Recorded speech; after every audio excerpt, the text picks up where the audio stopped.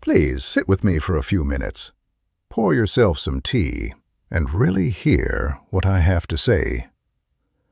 That thing you are chasing so hard right now, the money, the promotion, the bigger home, the perfect body, the status, the respect, whatever it is you think is finally going to make your life work, it is not going to give you what you think it will. I am Kenji. I am 77 years old, and I spent 50 years of my life running after things that were never going to fill the emptiness I was trying to fill.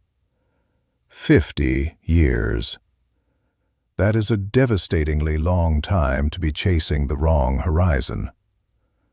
So sit with me for a few minutes, because what took me half a century to figure out, I'm going to try to give to you right now. And maybe, just maybe, you won't waste as much time as I did. We all do this thing. We all say, I'll be happy when. I'll be happy when I get the promotion. I'll be happy when I pay off the house. I'll be happy when I retire. I'll be happy when people finally respect me. I said that my whole life. My whole damn life. And you know what? I got the promotion. I paid off the house. I retired. People respect me, I think. I don't know. At 77, you stop keeping track. But here's what nobody tells you. When you get the thing, there's always another thing. Always. The finish line moves. You think you're almost there, and then you look up and it's further away than when you started.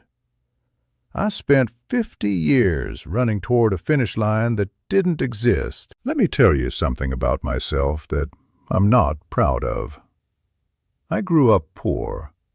Not starving poor, but poor enough to know it. My father worked at a factory his whole life. Came home tired every night, his hands all beat up, and people still looked at him like he was nothing, like he didn't matter. I watched that. I was maybe 10 or 11 years old, and I watched how people treated my father, and something in me said, that's not going to be me. I'm going to be somebody. I'm going to make people respect me. So that's what I did. I worked. Lord, I worked 60, 70 hours a week sometimes. Missed my kids growing up. Missed dinners. Missed everything. But I was building something.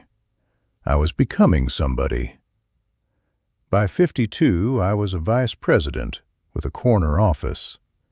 People bowed and called me sir. My name was on the door. And you know what? I felt nothing. I mean, not nothing. I felt, I don't know how to describe it, empty. I guess like I climbed all the way up this mountain, and when I got to the top, there was nothing there, just another mountain. I remember sitting in that corner office, door closed, looking out the window, thinking, this is it. This is what I gave up everything for. It took me another 20 years to understand what happened. 20 years. I'm a slow learner, I guess. Here's what I finally figured out. I wasn't chasing money. I wasn't chasing titles. I wasn't even chasing respect. Not really. I was chasing a feeling. I wanted to feel like I was enough, like I mattered, like I was worthy of being here. That's what I was really after. And I thought, if I just achieved enough, if I just climbed high enough, I'd finally feel it. But you can't get that feeling from a job title. You can't get it from a paycheck. You can't get it from people calling you sir. That feeling, the feeling of being enough. I could have given that to myself the whole time. I didn't need anyone's permission. I didn't need to earn it. I just needed to decide. Decide that I was worthy, that I mattered, that I was enough exactly as I was. I could have done that at 25. I did it at 73. That's 48 years I wasted trying to earn something that was already mine. Same thing happened with my marriage. Different story, same mistake. I thought if I provided enough, if I gave my wife the house, the cars, the nice things, she'd be happy. We'd be happy. That was my job, right? Provide. So, I provided. I provided the hell out of that marriage. But you know what my wife actually wanted? She wanted me present, listening, there. And I wasn't. I was at work, or thinking about work, or too tired from work to be any kind of company. We almost split up when I was about 48, and it wasn't because I wasn't successful. It was because I was gone. Even when I was home, I was gone. She told me once, I remember this clear as anything. She said, "Kenji, I don't need the money. I need you. I need you to look at me. I need you to hear me. I need you to be here." And I didn't understand. I thought I was being here. I was paying the bills, wasn't I? I was keeping a roof over our heads. It took me a long time to understand the difference between providing for someone and being present with someone. They're not the same thing. Not even close. I'm 77 now. Most of my friends are around my age. Some older, some younger. A few of them are gone already. And I've noticed something interesting. The ones who are miserable, they're still chasing, still comparing, still keeping score. I got a friend. He's 84 years old, and he's still mad that his neighbor has a nicer car. 84. Still looking over the fence, still measuring himself against other people, and he's miserable. Absolutely miserable. I got another friend. She's 79, and all she talks about is what she doesn't have. Her knees hurt. Her kids don't call enough. Her pension isn't big enough. Everything is a complaint. Everything is a problem. She's been unhappy as long as I've known her, and she's going to be unhappy until the day she dies, because she's still waiting for something outside of her to change so she can finally be okay. But then I got other friends, and these people, I don't know what it is exactly, but they got something, a lightness, a peace. They're not trying to prove anything to anyone. They're not keeping score. They're just here, present, curious about things, enjoying what's in front of them. My friend Satoshi, he's 86, and this man is the happiest person I know. He doesn't have much, little apartment, fixed income, health isn't great, but he wakes up every morning grateful. He's always learning something new, reading something, asking questions about things.